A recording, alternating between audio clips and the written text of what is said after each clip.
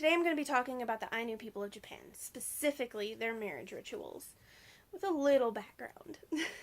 Not a lot of people know about the Ainu people, and this is because they were almost snuffed out, according to Nova Online, Origin of the Ainu. In 18th century, there were about 80,000 of them, but by 1868, there was only 17,000, the majority of which lived on the northern Hokkaido island. Now, today, the numbers are known for sure to be around 25,000, but they're estimated to be up to 200,000. And that sounds like a huge margin, but the reason for that is, according to The Languages of Japan by Masayoshi Shibatani,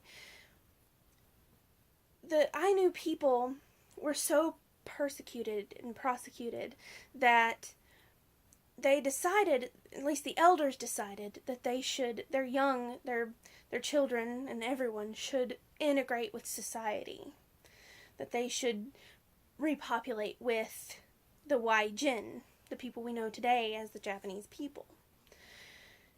They were made to stop practicing their religion, their language. They had to change their names to Japanese names. They weren't allowed to sacrifice to their gods, and they could no longer tattoo their women. And I know that sounds really strange, but I'll get back to that. So, anyway, in 1899, because of the Meiji Restoration Act, they were labeled as former Aborigines. They were given automatic Japanese citizenship, but this prevented them from getting protected status. So, they still weren't allowed to have their lands, they still weren't allowed to practice their religion, they still weren't allowed to speak their language, and they still had to adopt Japanese names. According to ancient Japan, delving a little out of the background and into the marriage, well, let me back up just a little bit. I'm so sorry.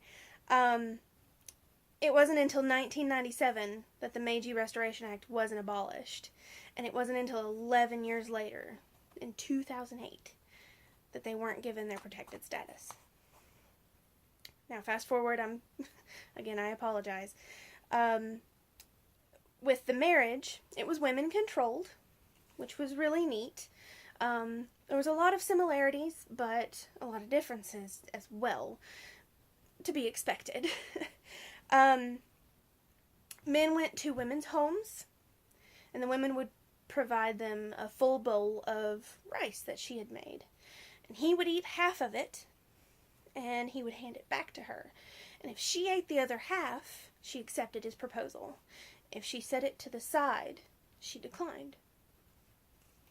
Now, young women starting around 12 to 13 they began their tattoo process. And it took several years. It took until they were about 15 or 16 before they were finished. And once they were finished, they were considered of marriageable age. They had two options after that. Either the parents could tell them who they were going to marry, and they went forward from there with the ritual with the rice, or she chose.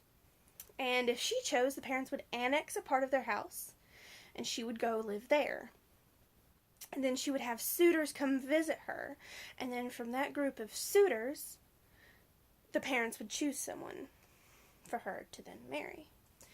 Now, this all fascinates me because I want to be an anthropologist someday, and it just blows my mind that all these cultures spanning oceans can have so much in common. It's just, I don't know how to describe it. It's so mind-blowing to know that as different as we are, we still have so many similarities, so much to connect with. And that's why I wanted to tell you about the Ainu people today. Thank you.